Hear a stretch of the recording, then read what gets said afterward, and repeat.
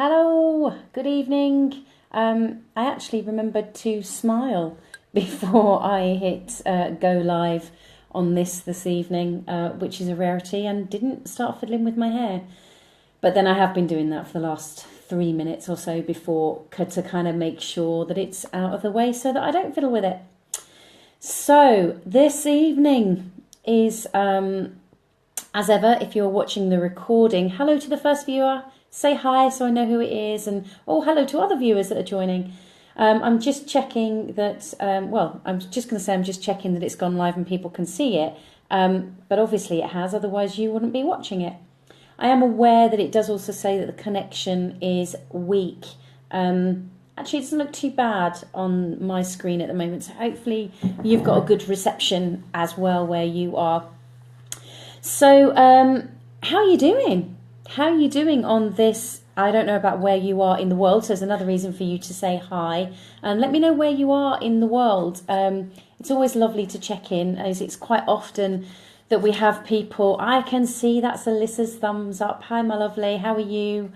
So quite often we have people joining us from Australia, from the US, and even from as far away as wonderful Essex. So hi Becky, and hi Jane, who's also in the gorgeous town of York, I believe, or very near to. So hello both of you, it's lovely to have you here.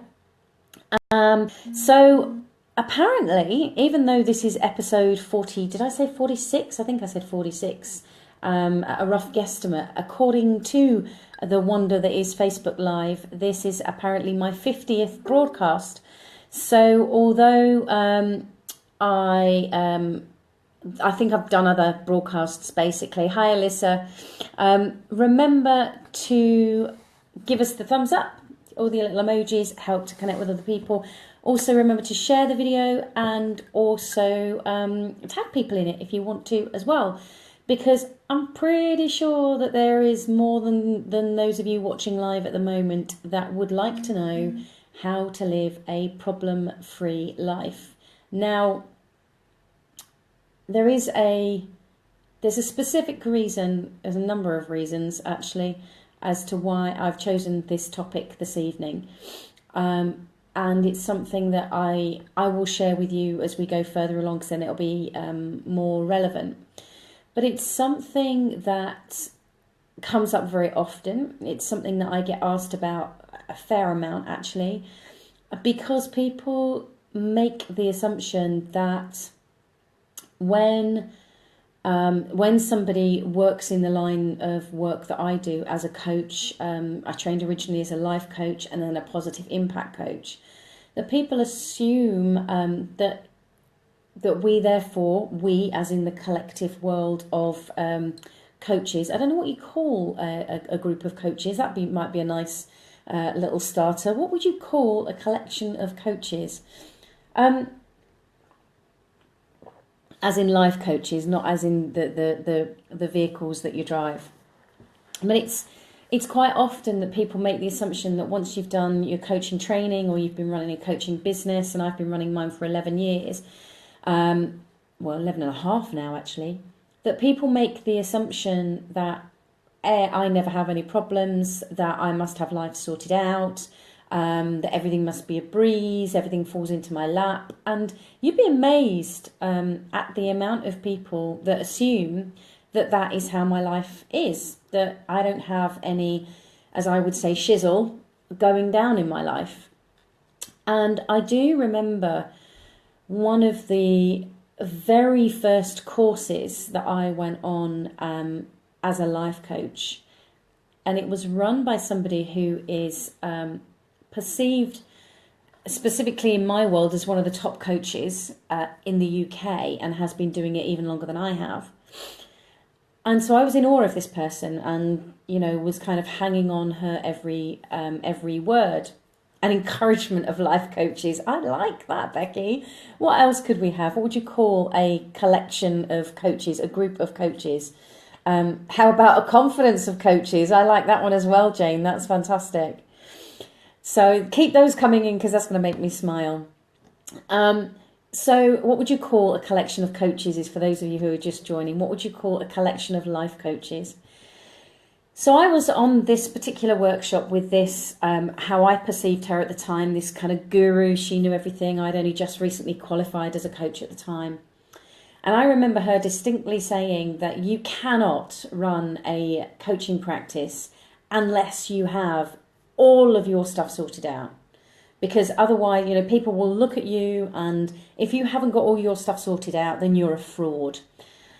And I remember coming away from that kind of thinking, holy moly, what on earth? I've got so much going on in my life. How on earth am I going to get all of that sorted? I thought I was doing this new business, and actually I've got to get all this stuff out before I can do the business. Now, life, as it does, offers wonderful opportunities and insights and possibilities if we're open to seeing them and taking them. And at that moment in time, I was blessed to have people contacting me and just saying, I really want to work with you. How can I work with you? And this kind of kept coming, and I thought, well, I'm going to continue working with them because that's building up my experience as a coach. And I wanted to still work on my stuff as well. So I carried on with my own personal development as well. But, kind of kept the two things very separate and didn't want my clients to kind of know what was going on in this side of my life. Because I was taught you never share that, you don't let them in.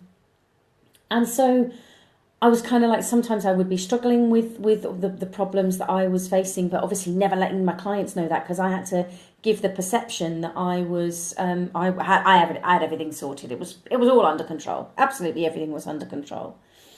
And it wasn't. And I remember then at some point picking up a book, which the name of which I've completely forgotten. And I remember reading that it was written by a preacher. And this particular preacher said that as a preacher, people assume that he's got his life sorted out and never has any problems. And one of the things that people would go to him for is go, please, Father, help me have a life without any problems. And one day he decided, in his sermon to his congregation, to invite them all, every single member of the congregation that really wanted to have this problem-free life. He invited them all to meet him in a certain place, and he was going to share the secret with them of how to have a problem-free life. And that's what I'm going to share with you this evening, or at least start the conversation with that, and we'll see where it goes. Because he gave them a time and he gave them a place of where to meet him. And he met the congregation, those that showed up, and he took the group of them from this place and walked them to where he was going to share the secret. And he walked them to the local cemetery. And he stood them in the local cemetery and he said to them, this is the place where you will be problem free. And his congregation kind of looked at him a bit kind of disillusioned. What was he on about? And he said, look, you're a human being.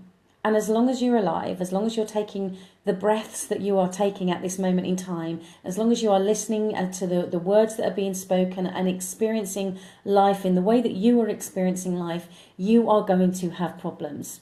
And unfortunately, that's the secret I want to share with you this evening. The secret to having a problem-free life is to realizing that life has issues. It has stuff come up. It has problems. It has challenges. It has issues. However you choose to hear them and see them. But then there's a second part of that, and that actually comes from another quote that I read at a different time that really made sense. I'd known of this quote for quite a long time, but I hadn't really connected those two things. So by the way, please feel free, if you want to come up with any more, what would you call a collection of life coaches, or if you want to comment or ask questions as I'm going through, please don't feel like you've got to wait until I pause and go, has anyone got any questions? Because there's actually a bit of a time delay on Facebook Live. So feel free to jump in at any time and I'll do my best to work out what your comment or question relates to, and then I'll come back to that, because the whole point of this is that it is a conversation between myself and those of you who show up live, and then obviously anybody who comments on the recordings afterwards as well. So I'd had this particular quote was actually using it on my business cards at that time, because it was something that, it was a reminder for me that even when I was struggling, it gave me the opportunity to start to look at things in a different way. And even though I didn't know how, it would give me an opportunity to just go, there's another way, there's another possibility, even if I don't immediately know the answer as to what to do. And the quote, now I had it down to a gentleman called Dennis Kimbrough, but I'm not sure if it originates with him or from somewhere else. So that's who I'm going to attribute it to at this moment in time. And the quote is, life is 10% what happens to you and 90% how you react to it. Life is 10% what happens and 90% how you react. Now, I didn't really understand that. I knew that there was some very profound insights in that, but I didn't get it probably at first. And a lot of that for me has evolved over time. And actually, what I would then challenge that quote to now say for me, and with my understanding, is that life is 10% what happens, and you either are reactive in your 90%, or you're responsive in your 90%. Thank you for all the hearts and the loves. So what I mean by that is, if you listen to the word react, we're reactive, we have reactions. That's something that we've done before. Therefore, it's something that's had become habitual or is even potentially happening on an automatic basis. It's something that we probably don't even have to think about at all. It's there in a split instant and split second, and we're reactive. So life happens and then we react. It's sometimes it can be very primal in the fight, flight, or freeze mode.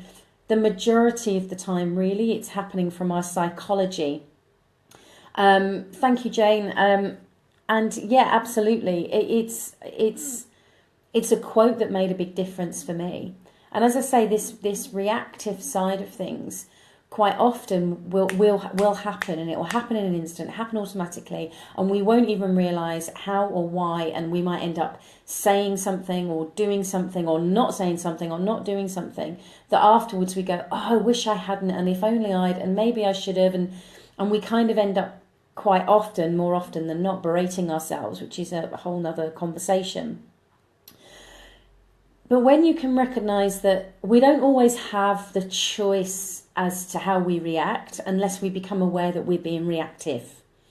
And when you can recognise that reaction is something that's going on automatically, it is habitual, and depending on what research you look into, between 90 and 98% of what you're doing every day, 90 to 98% of it is happening automatically. It is reactive.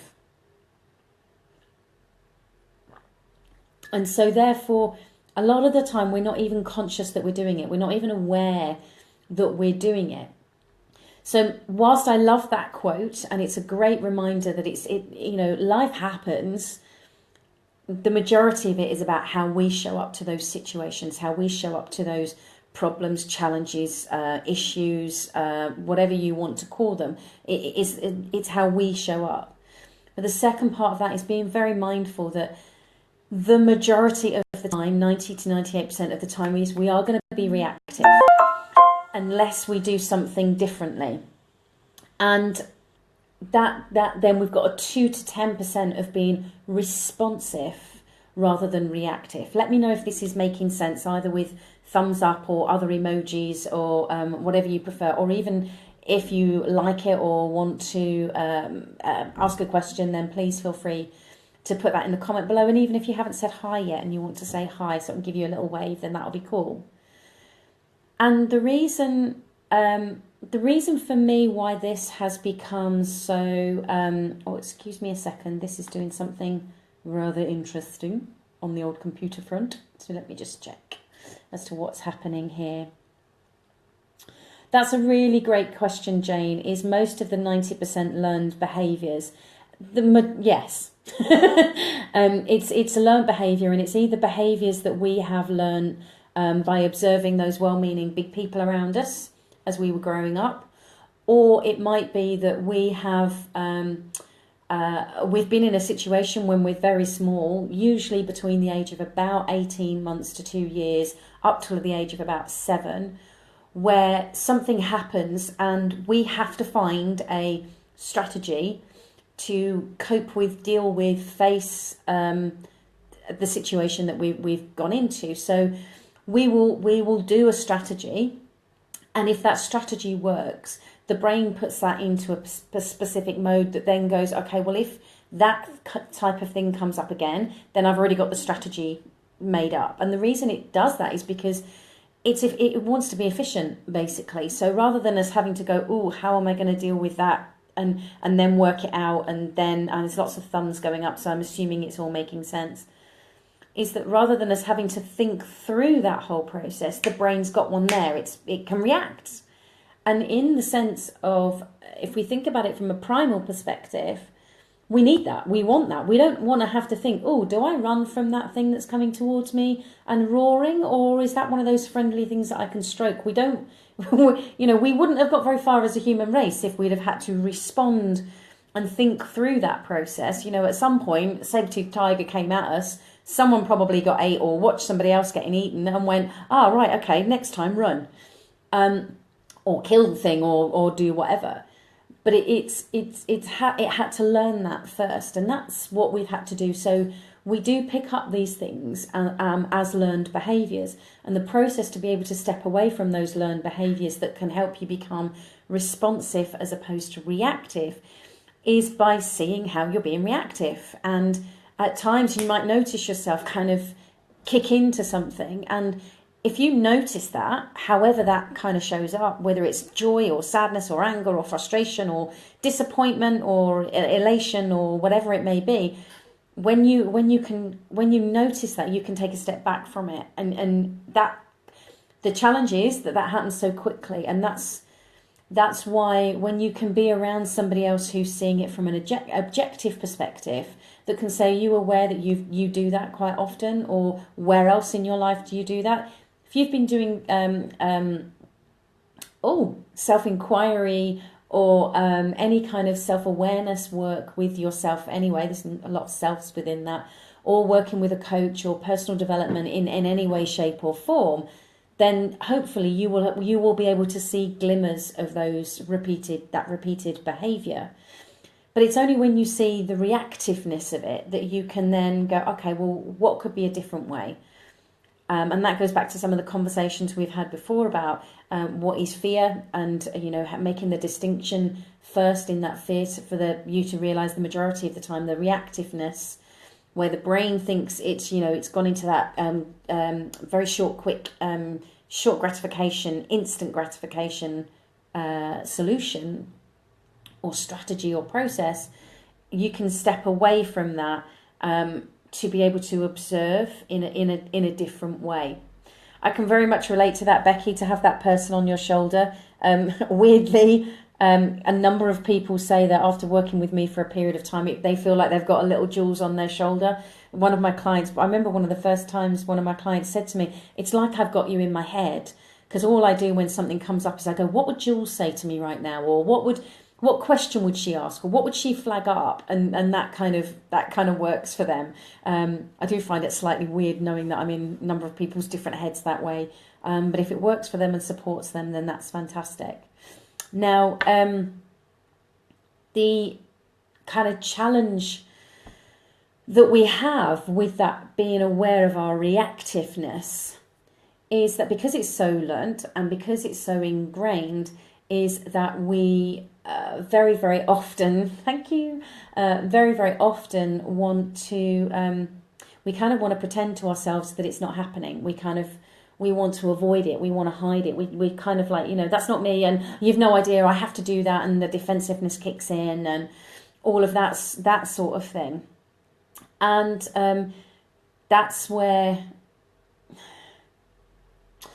we need to have somebody that is objective, where we need to have that reflective process. Because this stuff isn't easy for us to see. Believe it or not, your brain hides stuff from you. So for any of you that have ever, let's look at it from a weight perspective, because I think pretty much most of us, in some way, shape or form, whether if we've been looking to gain weight or lose weight or change our body shape in some way, shape or form, there was a bit of a pun that I didn't mean then, is that the majority of us have done something like that. So I'll talk from my own perspective, and hopefully it will resonate with you in some way. But I knew I was overweight. I knew I was overweight. But I didn't want anybody to tell me that. And so much so, I was married at the time. And I can remember conversations where I would kind of like goad my ex-husband to kind of tell me that I was still gorgeous, or tell me that he still found me attractive, or whatever it was at that time. And then I had to go for a medical checkup for something. And I got on the scales, and the nurse said to me, in a very blunt way, I'm sure she meant it in a very helpful way, "Do you realise you're obese?" Now, I am lucky, if that's the right word to use, that when I do put on weight, it does evenly distribute. Yes, I do, like many of us, tend to get a little tummy, but it does evenly distribute to the point I put weight on my fingers and my toes and my feet. It's very strange, but it does evenly distribute. So I knew I was big, but I could kind of get away with it.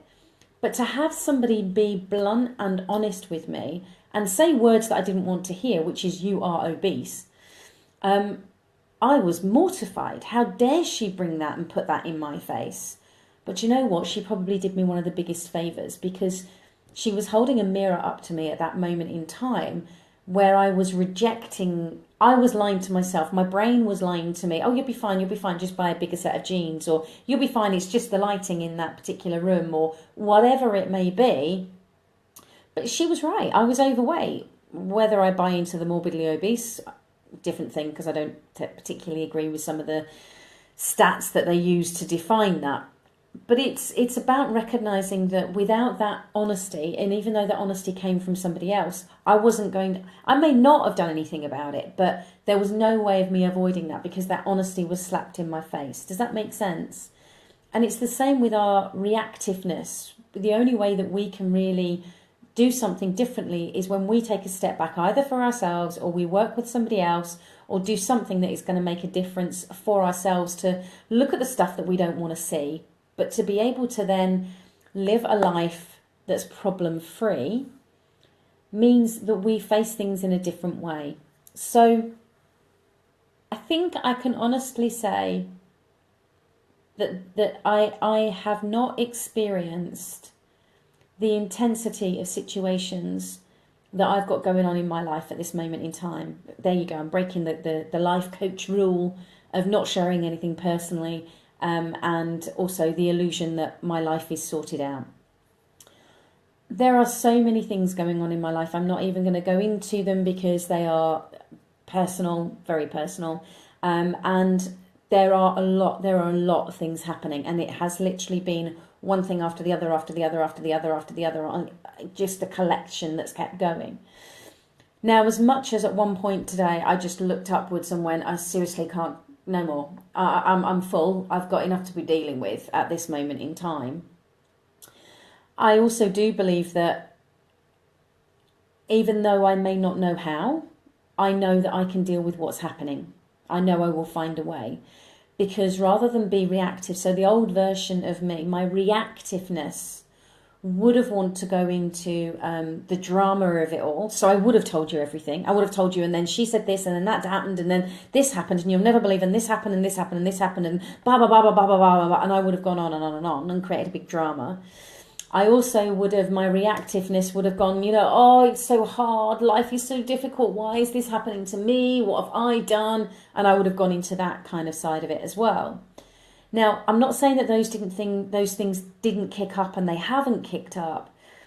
I think that the majority of the time that they have happened, though, I've been able to observe them and go, okay, that's interesting.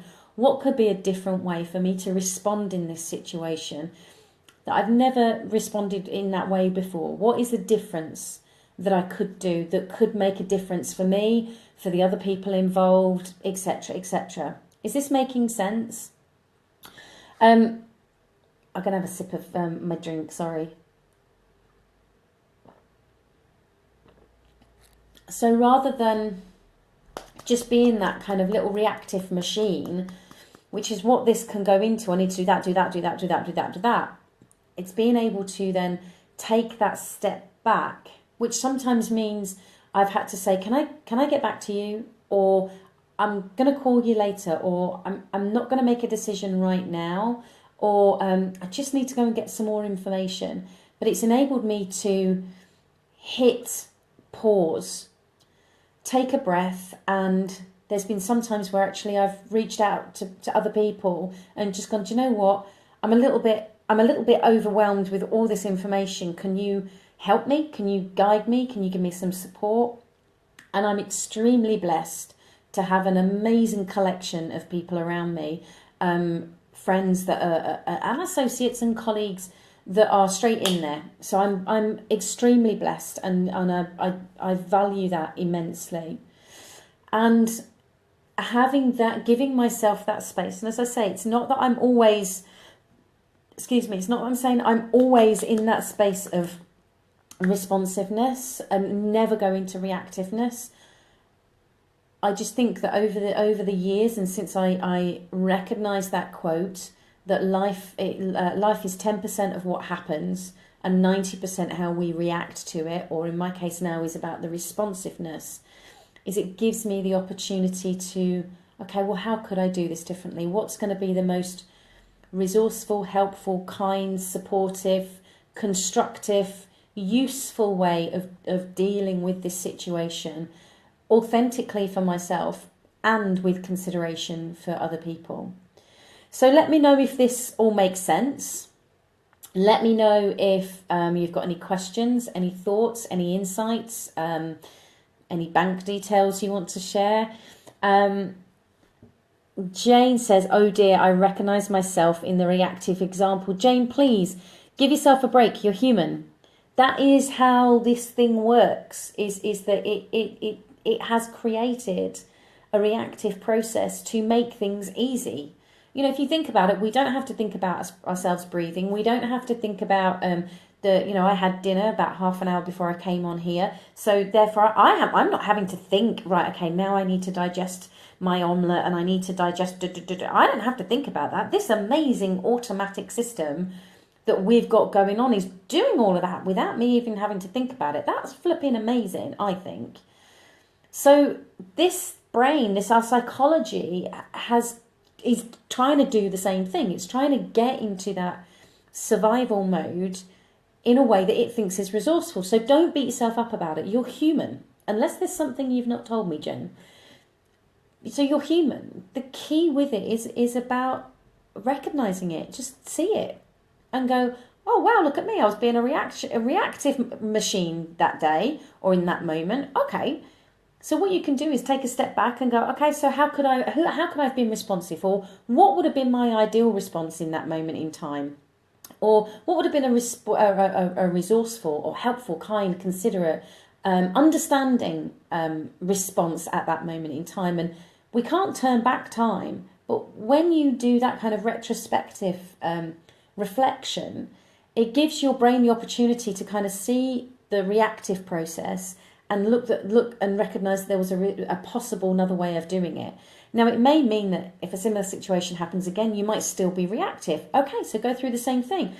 Okay, no beating yourself up. Remember, there is no kindness is key. Be kind with what you find. Be kind with what you observe.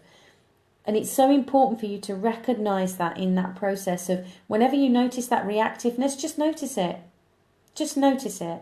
And then give yourself the opportunity, either in the moment or in a reflective space. And even if you're reflecting on something that happened a week ago, a month ago, a year ago, great. Go through that and go, okay, from where I am now, which is always a great thing, hindsight, is, okay, how would I like to have responded? And if that situation came up again, with or without that person or with somebody else, how would I like to do that? What's going to be the most useful for me? So does that all make sense? I'm going to give you a moment to type whilst I bob something else into... It's easier to do it on the computer rather than on the phone, because this is the phone and that's the computer. Not that you needed to know that, but I like sharing. So let me put this in there for you. So... I can think of a couple of examples from today that I will... Perfect, Jane. Go back through them and give yourself the opportunity to go, okay, I'm not going to beat myself up. I was reactive. And to be honest, there's a lot of processes that I take people through with regards understanding the reactiveness and where that stems from, what the need is that's driving that. But unfortunately, I haven't got time to kind of delve into that. But look back and go, okay, what would be, and I personally think it's okay, what would have been a way that I would have chosen to respond if I could have in that moment. And for me, it's about, whilst remaining authentic to myself and considerate to the other person. And I know I've shared that on the confidence conversation before, that it's very important to stay authentic to yourself and be considerate of the other person. So it's not a case that I want to respond in this way and I'm going to do what I want to do, because it is about consideration. So always think about it in that sense, and maybe replay the whole conversation and see if that works for you, Jane. So there's lots of hearts, and I couldn't see who they came from, so they may well have been from you, Jane, and I'm assuming if they were, that means you were getting them, or if not, somebody else was hearting the comments, so that's cool. So I hopefully have just put up, yay, it has just worked. So I, as you may or may not know, if you're a regular of the Confidence Garden page, or even if you follow me around York, or on my other page as well, then, or even if you're on my mailing list, you will know that I am doing, I have an online coaching program, which is all based about confidence and how you can understand the foundations of it for yourself, no matter where you're starting from, that builds up a resourcefulness for you. And it's called the Trust System, and the TRUST all stands for a different module. And the S module so it's the fourth module within the system, the Trust System, gives you a what's the word I'm looking for? Model to use, which provides you with a way of kind of helping get out of situations where you've been stuck, and potentially can help you look at how you can be responsive rather than being reactive. So that's well worth looking at. And the reason I'm putting the link there for you is to remind you that until the 31st of January, which is next Tuesday, this course, which does normally retail at £197, you can pay whatever you wish for it. So I've had donations coming in from, literally £10, and somebody bought it the other day for £197. And I've had everything you can think of in between, every combination, whether it was a £12.50, whether it was £41, interesting number, it doesn't matter. So, and there's no judgment from my perspective. The whole purpose is I want to put this course in the hands of as many people as possible. And the majority of people I know tend to use money as an excuse as to why they don't do something. So I'm taking that out of the equation, especially when it comes to working on yourself. So I'm taking money out of the equation. You can pay whatever you would like for that up until next week. And then as from Wednesday, the 1st of February, it goes back to full price. So if you want to wait until the 1st of February and pay £197, then be my guest. But equally, if that's out of your budget at this moment in time, then go and purchase it for whatever you wish, for whatever budget fits for you at this moment in time. It's the whole point of me doing it, is so that people can feel that they're supported, and you get instant access to the whole course, so you can do it in your own time and whatever works for you. And it's a lifetime access, so it's not that you have to do it right now. If it's something that you think, do you know what, I'm in the middle of something else at the moment, but I'll be finished with that in 6 months' time or 6 weeks' time, then basically you can buy it now and then put it in your diary that you start it in 6 weeks' time or 6 months' time.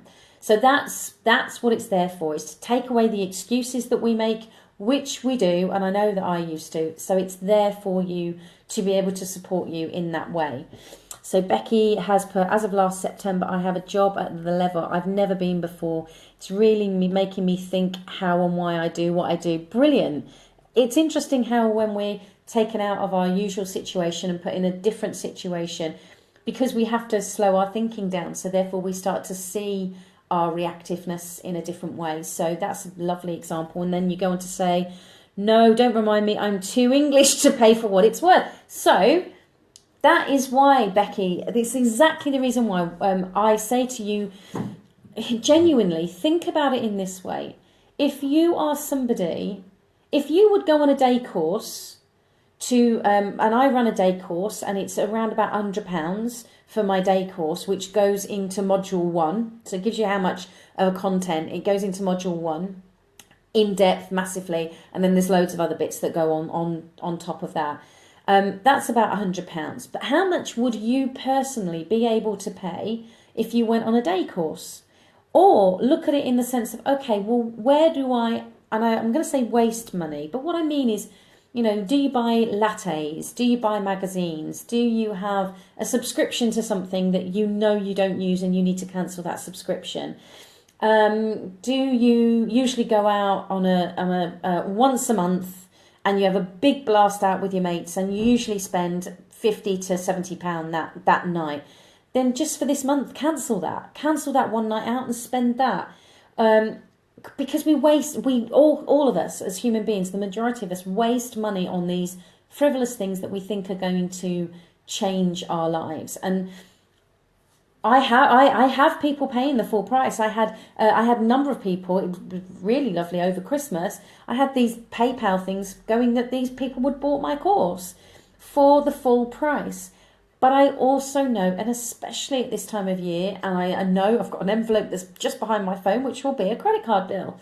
And I know that that's where this time of year that they've started coming in for people, and that's okay. I genuinely don't mind whether you spend £15, £20, £30, £5. All I ask is that you invest in you.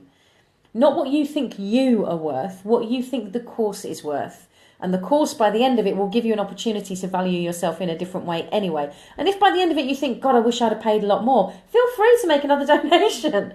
I'm joking, or am I? Maybe I am, maybe I'm not. I am joking. But give yourself, and I really do get that, because, oh my God, what would I pay? Anything that you pay is the right price. Anything. There is no judgment from me. I just get excited that somebody else has got access to this course. So I'm just going to take a step off my soapbox and just remind you to put yourself first. You know, if you usually pay for a new course at this time of year that's an adult class of some description, then do that. Do whatever's right for you. So I am trusting that, no pun intended, by the way, I'm trusting that this evening has given you the opportunity to look at how to live a problem-free life in a different way, and it recognise that it is about your the difference between reacting and responding. You can stop seeing life as having problems and just start seeing it as life, or you can see it as a challenge or something that's there to stretch you, or as a lesson. Quite often I think we get caught up with seeing that I lost that because I saw Becky's comment come in and I was like, oh! So I'll go on to that. Becky's put, it feels insulting to you and the time that you've put into it. Please, you won't insult me.